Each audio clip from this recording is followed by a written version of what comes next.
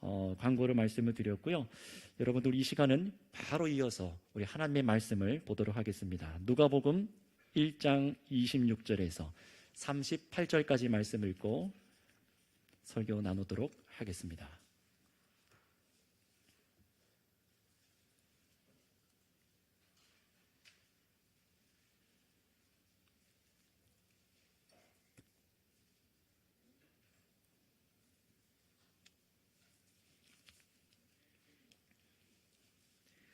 누가복음 1장 26절에서 38절까지 26절에서 38절까지 말씀, 저 한 절 여러분 한 절 돌아가며 교독하겠습니다. 여섯째 달에 천사 가브리엘이 하나님의 보내심을 받아 갈릴리 나사렛이란 동네에 가서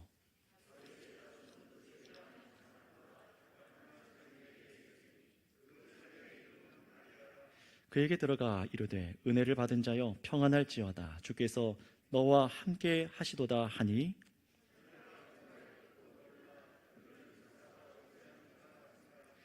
천사가 이르되 마리아여 무서워하지 말라, 내가 하나님께 은혜를 입었느니라.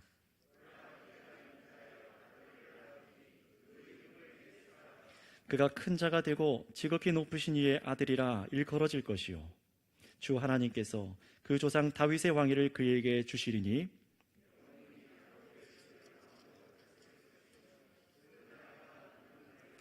마리아가 천사에게 말하되 나는 남자를 알지 못하니 어찌 이 일이 있으리이까.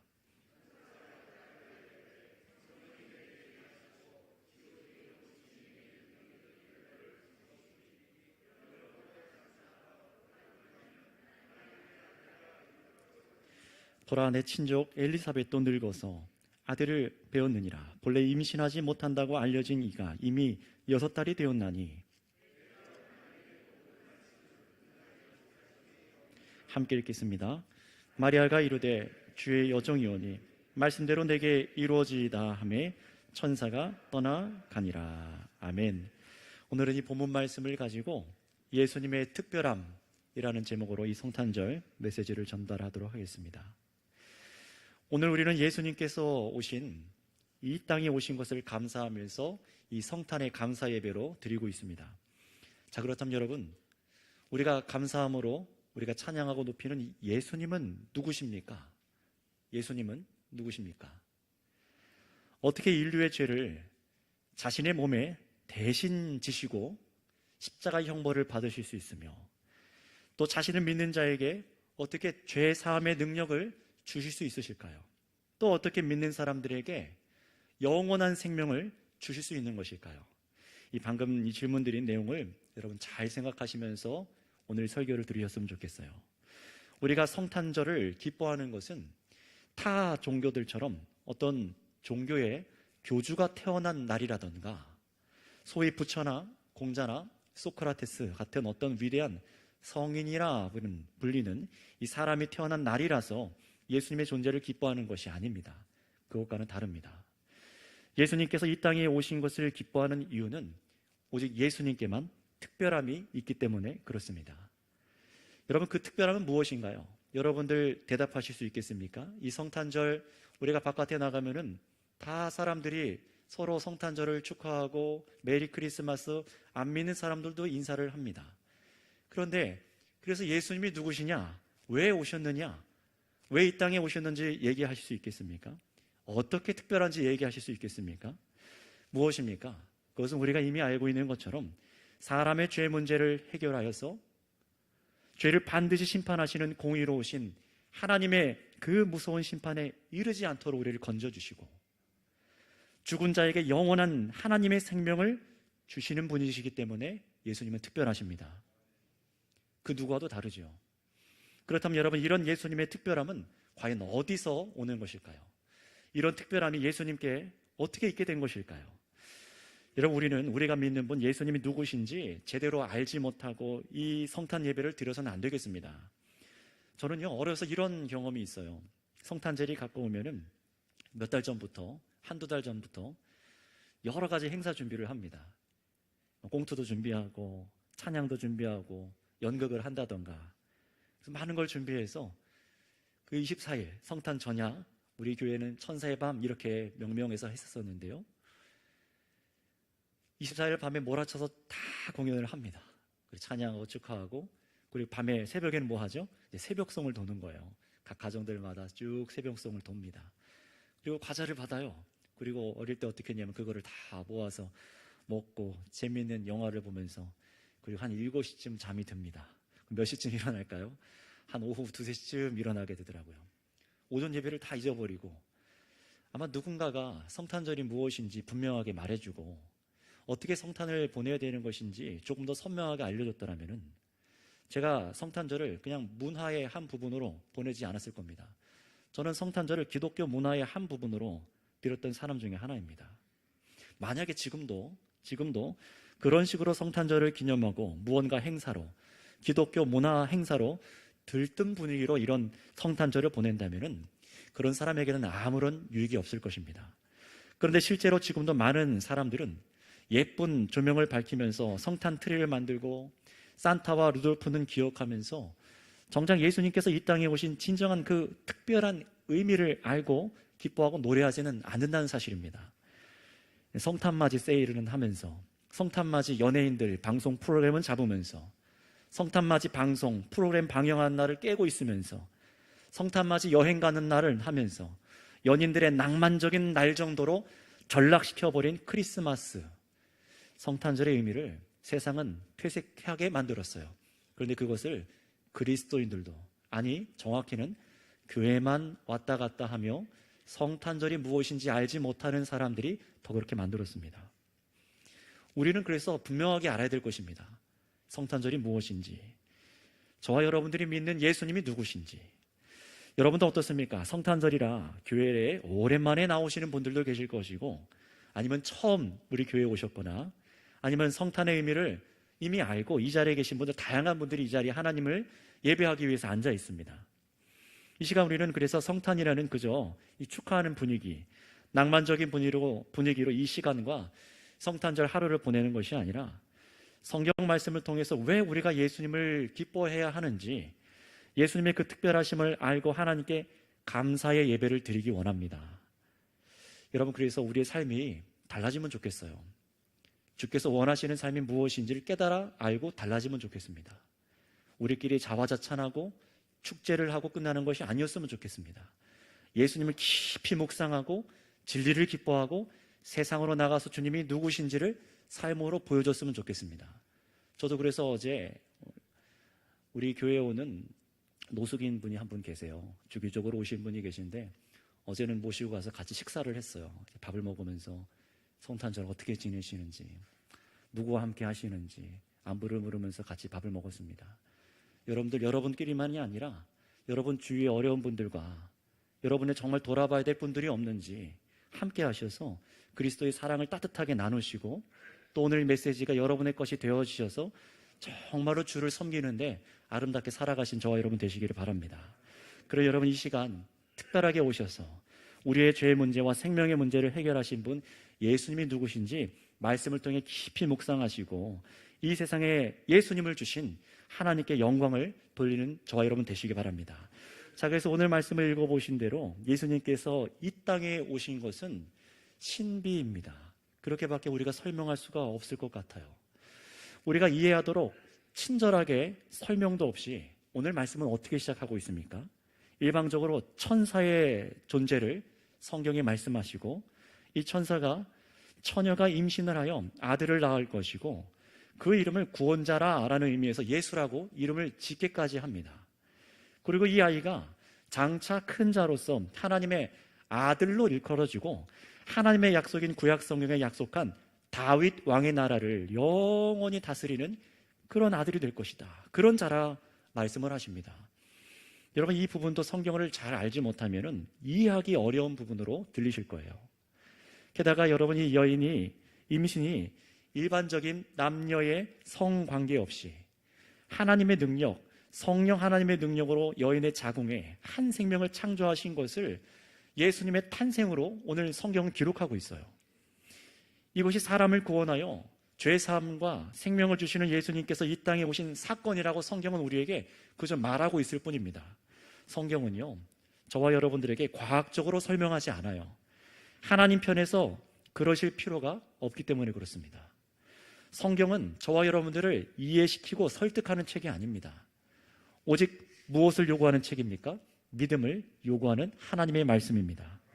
그래서 오늘 본문 역시 밝히고자 하는 것은, 잘 들으시기 바랍니다. 오늘 본문에서 밝히고자 하는 것은 하나님께서 이 세상 속에 개입하셔서, 인생의 역사 속에 개입하셔서 도대체 무엇을 하셨는가를 성경을 통해 깨닫고 믿도록 하시는 것에 성경의 의도가 있다는 것을 기억하시기 바랍니다.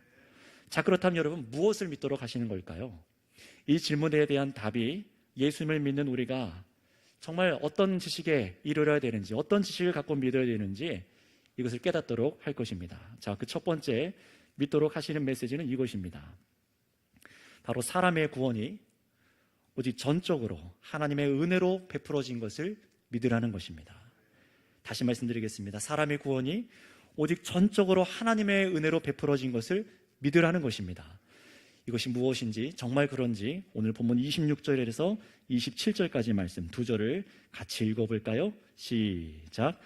여섯째 달에 천사 가브리엘이 하나님의 보내심을 받아 갈릴리 나사렛이란 동네에 가서 다윗의 자손 요셉이라 하는 사람과 약혼한 처녀에게 이르니 그 처녀의 이름은 마리아라. 아멘.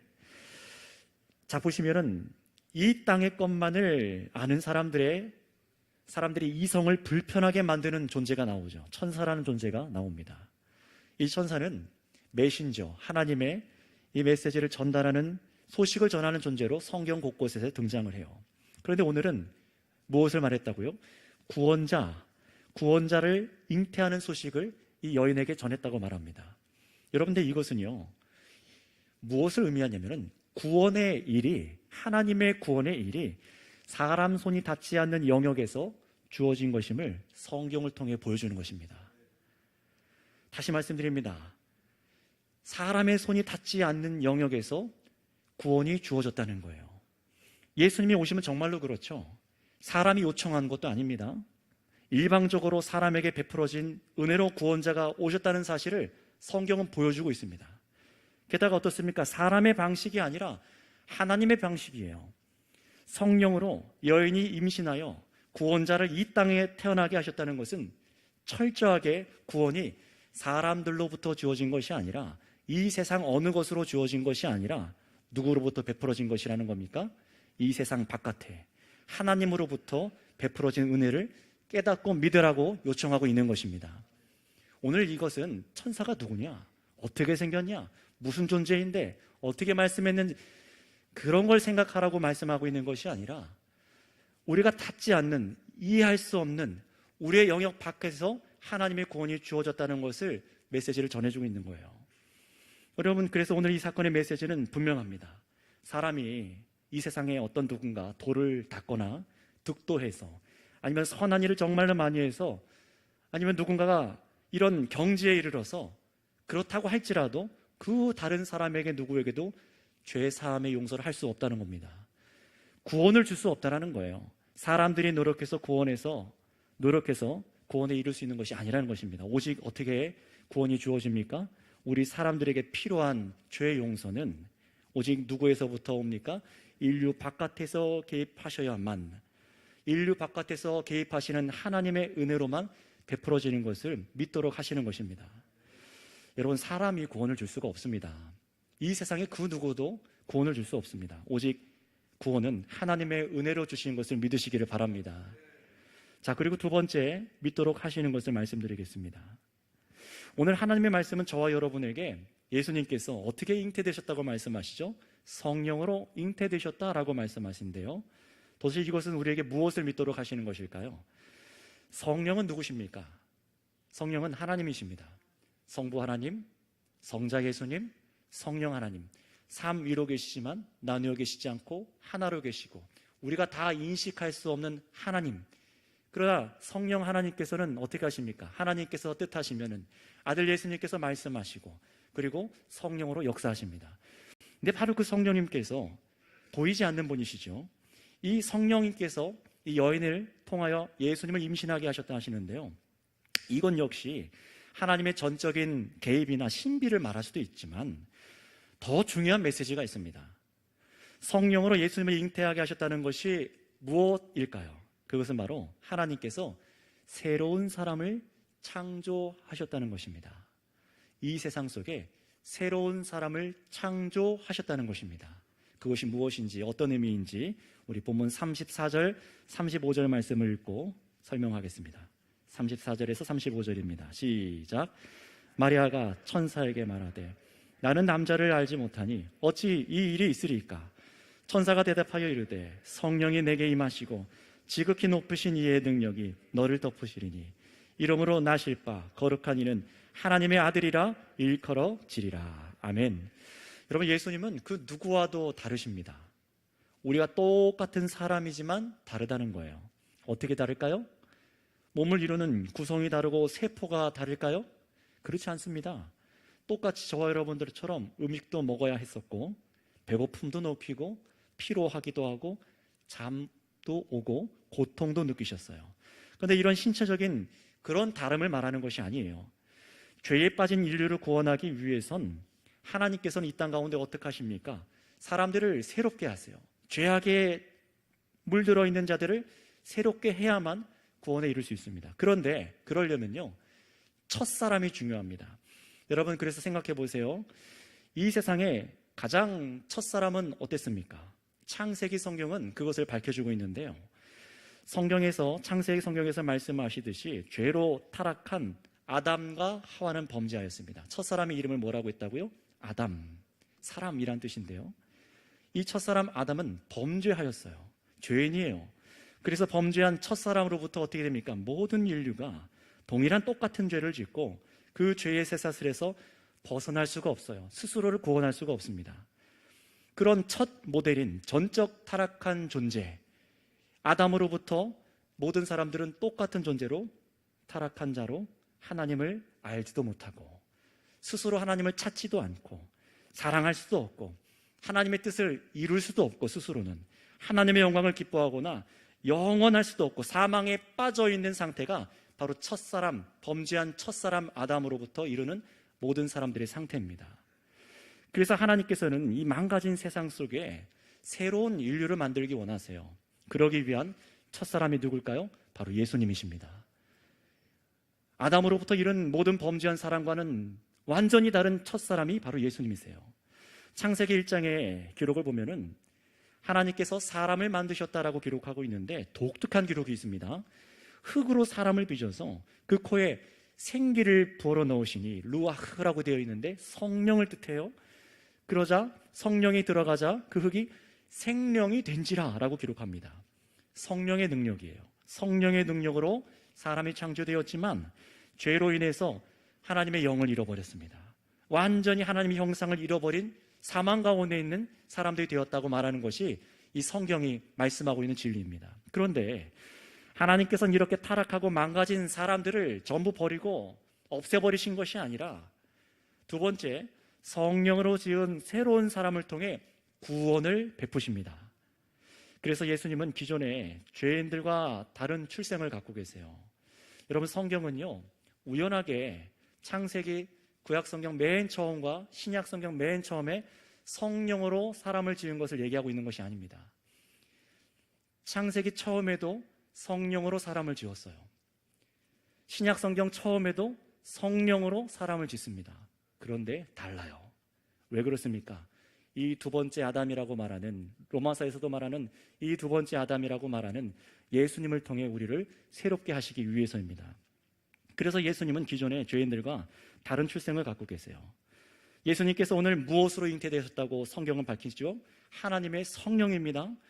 타락한 아담과 하와와 같은 사람의 후손으로 똑같이 타락한 존재로 태어나신 것이 아니라 완전히 새로운 존재, 하나님께서 새롭게 지으신 사람이자 하나님의 아들로 완전한 새 사람을 지으신 것입니다. 그래서 예수님은 우리와 똑같이 몸을 입고 계시고 똑같이 세포가 구성되어 있고 똑같이 여인의 자궁을 통해 자라서 나오셨지만 그 시작이 다른 것을 성경이 보여주는 거예요. 바로 성령으로 새롭게 지으셨습니다. 자, 그런데 여러분, 중요한 질문이요. 왜 이렇게 하나님의 아들을 태어나게 하셨다고요? 왜 성령으로 이렇게 지으셨다고요? 성령으로 이 땅에 오신 참 사람이자 참 하나님으로서 예수님께서 우리에게 구원을 주시기 위해서입니다. 죄가 없는 분, 오직 하나님의 아들만이 우리에게 죄 용서의 구원을 주실 수가 있는 거예요. 그래서 여러분, 예수님은 범죄한 사람들과 달리 하나님을 온전히 알고 계셨습니다. 하나님의 뜻을 아시고 성경을 이루셨습니다. 그리고 자신을 믿는 사람들에게도 어떻게 하십니까? 똑같이 자신을 잉태케 한, 이 땅에 육신을 줘서 성령으로 잉태케 한 그 성령을 믿는 자들에게 주셔서 그 믿는 자들을 새롭게 태어나게 하시는 것입니다. 그것을 바로 거듭남이라고 해요. 성령이 있는 사람들은 그래서 거듭난 사람들입니다. 반대로 성령이 없는 사람들은 아무리 교회를 왔다 갔다 해도 거듭난 사람들이 아니라고 하는 거예요. 성도 여러분, 생각해 보세요. 이 자리에는요, 예수님을 믿고 인생이 개가천선이 되신 분들이 계십니다. 아니, 완전히 다른 사람이 되어서 죄를 미워하는 분들이 계세요. 하나님을 사랑하기 시작했고, 하나님의 뜻을 알기를 더 원하기 시작했고, 세상의 돈과 물질과 쾌락이 나의 전부라고 생각하지 않고, 온갖 술과 담배와 중독적인 것들에 나의 몸을 맡기지 않고, 오직 거룩하고 깨끗하게 살기를 원하며, 하나님의 말씀 따라 예수 그리스도 안에서 정말 거룩하게 살아서 영원한 천국을 향해 가는 사람들이 이 자리에 있습니다. 여러분, 어떻게 변화되셨습니까? 여러분들 어떻게 그렇게 되셨습니까? 누가 시켜서 그렇게 된 것일까요? 지식을 많이 배웠기 때문입니까? 아닙니다. 예수님을 잉태케 한 성령이 우리 안에 계시기 때문입니다. 그래서 예수님을 믿어 우리가 새롭게 태어나게 만드셨기 때문에 그렇습니다. 그래서 사람이 알 수 없는 거듭남이죠. 새롭게 태어남입니다. 새 사람이 되게 하시는 거예요.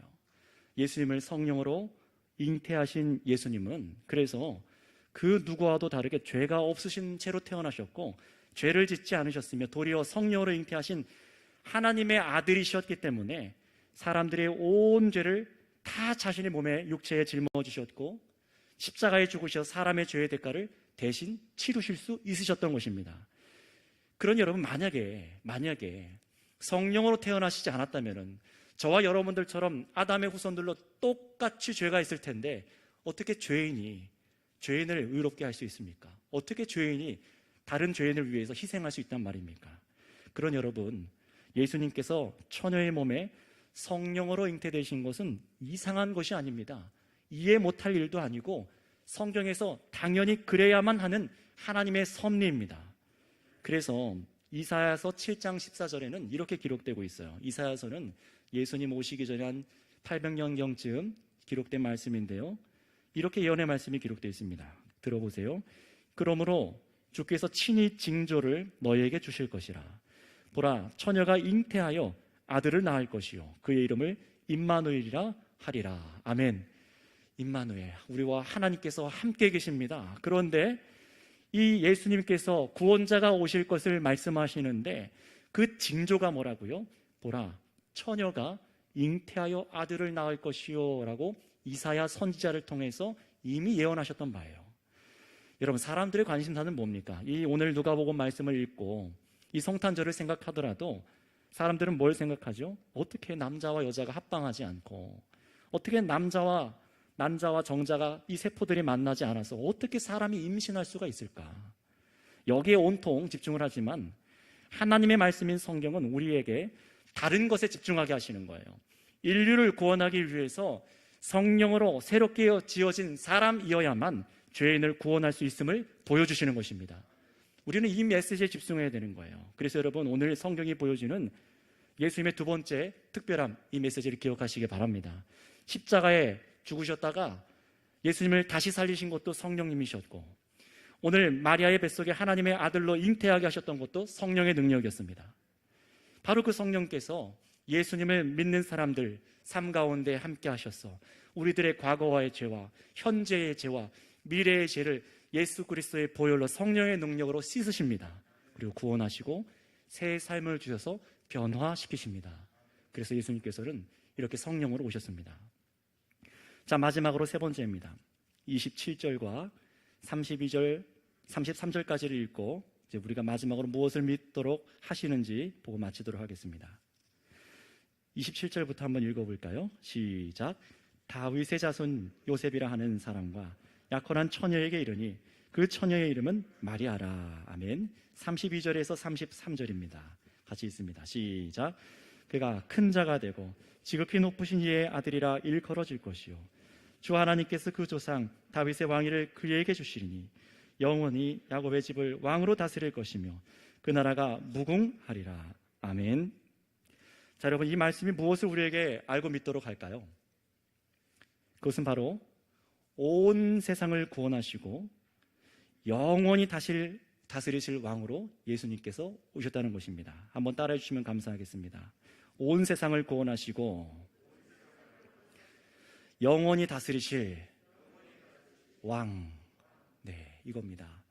이것이 무엇을 믿도록 한다고요? 예수님께서 온 세상을 구원하시고 영원히 다스리실 왕으로 오셨다라는 것을 성경을 통해 저희들에게 믿게 하시도록 하는 겁니다. 잠시 이 말씀을 접어두시고 시편, 구약성경 시편 2편을 다 같이 펼쳐서 보시도록 하겠습니다. 더우신 분들이 계신 것 같은데요, 위에 온풍기를 꺼주시면 감사하겠습니다. 시편 2편입니다. 시편 2편 1절에서 9절까지 말씀을 한번 읽어볼까요? 시편 2편 1절에서 9절까지입니다. 같이 읽겠습니다. 시작. 어찌하여 이방 나라들이 분노하며 민족들이 헛된 일을 꾸미는가? 세상의 군왕들이 나서며 관원들이 서로 꾀하여 여호와 그의 기름 부음 받은 자를 대적하며 우리가 그들의 맨 것을 끊고 그의 결박을 벗어버리자 하는도다. 하늘에 계신 이가 웃으시며 주께서 그들을 비웃으시리로다. 그때에 분을 바라며 진노하사 그들을 놀라게 하여 이르시기를 내가 나의 왕을 내 거룩한 산 시온에 세웠다 하시리로다. 내가 여호와의 명령을 전하노라. 여호와께서 내게 이르시되 너는 내 아들이라. 오늘 내가 너를 낳았도다. 내게 구하라. 내가 이방 나라를 내 유업으로 주리니 내 소유가 땅 끝까지 이르리로다. 아멘.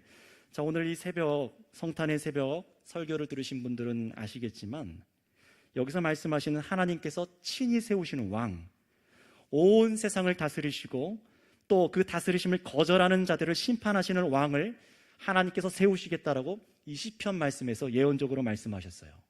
근데 이 시편을 기록한 이 다윗은요, 다윗 왕은 BC 1000년경, 전후가 됐지만 BC 1000년경 이스라엘 국가의 이 다윗 왕이었어요. 그리고 하나님께서 이 다윗 왕에게 자신의 왕위를, 하나님께서 내가 너를 이 세상의 왕으로 세우겠다 뿐만 아니라 다윗의 후손들, 너희의 가문의 후손들을 내가 세우겠다. 그런데 거기서 끝이 아니라 하나님께서 이 다윗의 후손으로 오실 한 왕을 세워 영원히 다스리게 하시겠다라고 말씀하시는 거예요. 이것이 하나님께서 이 시편을 통해서 예언하신 말씀입니다. 그리고 이런 하나님의 다스림을 거절하고 여전히 돈을 우상으로 삼으며 사람 중심의 하나님을 떠나서 온갖 죄악의 일들을 꾀하는 세상 나라들을 심판하실 것을 시편에서 말씀하셨습니다. 자, 그런데 여러분, 이 약속의 말씀은요, 가슴 뛰는 말씀이지만 사라진 것 같았어요. 죽은 말씀처럼 보였습니다. 왜냐하면 이스라엘 다윗 왕가가 뒤에 몰락했었어요. 하나님을 떠나서 그 왕의 후손들이 우상 숭배를 하기 시작했고 죄악에 물들어서 그 나라가 전부 다 파괴됐었습니다. 그래서 엄청난 시간이 흘러서 구약 성경과 신약 성경에 기록된 이 중간사, 신구약 중간사가 존재할 때에도 이 구약 성경의 약속은 이미 폐기된 말씀이라던가 아니면 믿기는 믿어도 어떤 정도로 믿었냐면은 하나님께서 친히 세우신 왕이란 이 말이 옛 다윗 왕조를 말하는 것보다 거기서 끝났다라고 생각을 하거나 아니면은 뭐라고 생각을 했냐면은 앞으로 이후에 이스라엘 나라 사람 중에서 강한 사람이 나타나서 강한 군사력을 바탕으로 이스라엘 민족을 저 로마로부터 구출해낼 줄 힘이 있는 그런 사람이 용사가 설 것이다. 이 정도로 이 말씀을 이해를 했었습니다. 그런데 여러분, 이 시편을 포함하여 성경 전체가 왕이 오실 것이다 라는 약속이 어떻게 이루어졌습니까? 오늘 이 예수님의 잉태의 소식으로 성취가 된 것을 기억하시기 바랍니다. 몰락한 줄 알았던 다윗의 가문의 후손 누굽니까? 오늘 말씀해 보니까 26절에 27절에 다윗의 자손 요셉이라 하는 사람과 약혼한 처녀에게 천사가 찾아와서 이 약속을 하시는 거예요. 몰락한 줄 알았던 다윗의 가문, 약속이 완전히 사라진 줄 알았는데 다윗의 가문의 후손 목수인 요셉과 약혼한 이 여인을 통해서 다윗의 가문에 약속한 왕을 나게 하신 것입니다. 여러분, 그런데 이 왕 예수님은 사람들 중에 조금 뛰어나거나 또 단순히 한 민족의 왕이거나 군사력, 재력, 힘으로 강한 나라를 압박해서 자신의 민족만을 구하는 그런 사람들, 그런 왕과는 다릅니다. 예수님은요, 친히 창조주 하나님께서 온 세상 위에 세우신 진짜 왕입니다. 그래서 성령으로 나게 하셔서 영원한 생명을 믿는 자들에게 주셔서 죄와 사망의 속박에서 벗어나게 하시는 왕으로 오신 것을 믿으시기 바랍니다. 게다가 여러분, 이 예수님은요, 어떤 왕입니까? 폭력으로 나쁜 폭력으로 잠시 집권하는 그런 왕이 아니라 십자가 죽음과 부활로 영원히 악을 이기셔서 사람들에게 영원한 안전, 바로 그 구원을 베푸시는 왕이신 것도 믿으시기 바랍니다. 영원히 다스리시는 왕이세요. 자, 그렇다면 여러분, 지금까지 들으셨는데 이 메시지를 듣고 또 이 진리를 알게 하셨으며 믿는 자들에게 베푸시는 이 구원자 예수님이 누구신지를 듣게 하셨어요. 예수님은 그래서 지금도 살아계셔서 이 자신의 성경 말씀을 통해 여러분들이 진리를 듣고 마음으로 믿는 바를 고백하고 마땅한 반응으로 살아내기를 원하고 계십니다.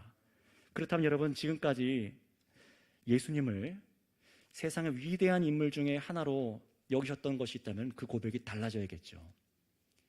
예수님을 부정하고 사셨던 분들, 오늘 메시지 때문에 마음이 달라지셔야겠죠. 교회는 다녔지만 예수님이 왜 이렇게 성령으로 오셔야 되는지 알지 못하고, 그래서 그 신앙의 의미를 몰라서 하나님 곁을 배회하면서 구원을 얻지 못하고, 왜 예수님을 우리가 이 성탄에 기뻐해야 하는지, 내가 영원토록 예수님을 나의 왕으로 모셔야 되는지, 이 성탄의 의미를 알지 못했던 분들께서는 오늘 예수님이 오심을 통해 깨달은 바를 정말로 믿고 묵상하시고 따라서 하나님께서 원하시는 이 예수님을 나의 구원자요, 생명을 주시는 분이요, 왕이심을 믿고 따라 나아가시기 바랍니다. 그렇게 신앙하시기 바랍니다. 여러분, 우리는 스스로 죄 문제를 해결할 수가 없습니다.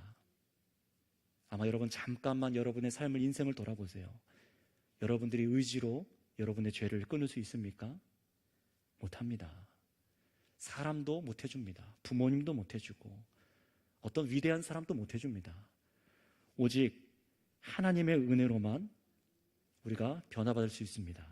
하나님의 은혜로만 죄의 문제가 해결될 수 있습니다. 하나님의 은혜로 그래서 예수님을 이 땅 가운데 보내주셨어요. 우리와 다른 거룩한 새 사람, 하나님의 아들만이 우리를 깨끗하게 하시기 위해서 성령으로 오셨습니다. 그러니 여러분, 우리를 버리는 이 세상 왕들, 재물이라는 왕들, 부귀와 영화라는 왕들, 이 세상 구조가 아니라 영원히 다스리시는 예수님께서 우리의 참 왕이신 것을 믿으시고, 예수님께서 이 땅에 오심을 즐거워하고 세상에도 전하고, 그리고 영원히 주와 함께 주의 백성으로 살아가는 우리 모두가 되시기를 바랍니다. 함께 잠시 기도하겠습니다. 통성으로 기도할 텐데요, 눈을 감고 오늘 말씀을 허락하신 하나님 앞에, 살아계신 주님 앞에 기도했으면 좋겠습니다. 주님, 우리는 스스로 구원을 바랄 수도 없는 자들입니다. 하나님께서 전적으로 먼저 예수님을 보내신 것을 오늘 듣고 믿습니다. 하나님, 나에게도 은혜를 베풀어 주셔서 예수님을 믿는 믿음이 내 안에 있기 원합니다.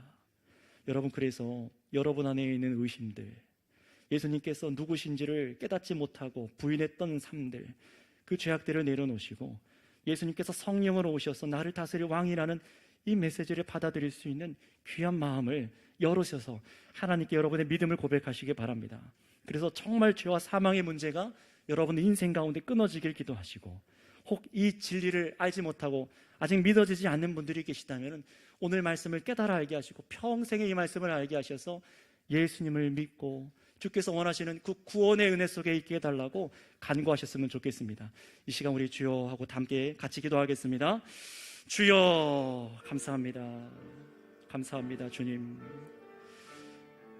우리의 이성으로, 우리의 영역 밖에서, 우리의 손이 닿지 않는 곳에서 주님께서 우리에게 구원을 베푸신 것을 믿습니다. 하나님 아버지, 그래서 우리의 죄악을 도말하기 위해서 우리의 이 무지함과 하나님이 계심을 깨닫지 못하고 하나님께 영광을 돌리지 않고 이 불신하고 믿지 않는 이 죄악을 해결하기 위해서 온갖 쾌락과 죄악으로, 돈과 명예와 세상의 것으로 우리를 채우려고 하는 이 악한 죄악에서 구원하시기 위하여 예수님께서 우리와 다르게 성령으로 잉태하신 것을 오늘 말씀을 통해서 우리가 듣고 믿습니다. 아버지 하나님, 이 믿음 가운데 예수님을 깊이 생각합니다. 주님을 아버지 사랑하고 의지하기 원합니다. 하나님, 우리를 다스려 주시옵소서. 영원하신 왕 하나님, 이 역사 속에 일하시는 예수 그리스도께서 우리의 왕으로 다스리시는 줄을 믿습니다. 그래서 이 세상 가운데 깨어지고 상한 자들 속에 하나님, 예수님이 누구신지 알지 못하는 자들 가운데 주님을 알게 하여 주셔서 죄의 문제가 해결이 되고 영원히 주 안에 걸어갈 수 있는 은총을 베풀어 주시옵소서.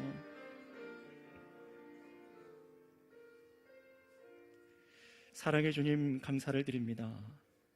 전혀 우리가 예수님의 구원을 구하지 못할 때라, 우리가 죄인일 때 하나님께서 우리에게 하나님의 구원, 예수님을 우리에게 보내주신 줄을 믿습니다. 그러니 주님, 우리의 죄악을 깨끗게 하여 주시옵소서. 나의 노력으로도 사람의 교정으로도 돈과 명예와 지식으로도 바뀌지 않는 나의 속사람, 이 속사람을 새롭게 하여 주시사 성령으로 나게 하여 주시옵소서. 그래서 믿는 자들 가운데 구원의 은총을 베푸시사 하나님, 그 백성들을 영원히 다스려 주시옵고 이 땅 가운데 정말로 죄악으로 인하여 두려워하고 죄악의 문제 때문에 아파하고 가난에 처하며 고통스러워하고 있는 자들을 찾아가셔서 만나주시며 우리를 통하여서 하나님의 그 환한빛 예수 그리스도가 그들 어두운 마음속에 비춰지게 하여 주시옵소서. 감사하며 우리 구주 예수님의 이름으로 기도드렸습니다. 아멘. 우리 옆 사람과 이렇게 인사하겠습니다. 예수님께서 우리의 왕이십니다. 네, 이 시간 그 왕이신 예수님을 함께 찬양하고 우리 축도로 예배를 마치도록 하겠습니다. 우리 성가대 우리 준비하신 이 칸타타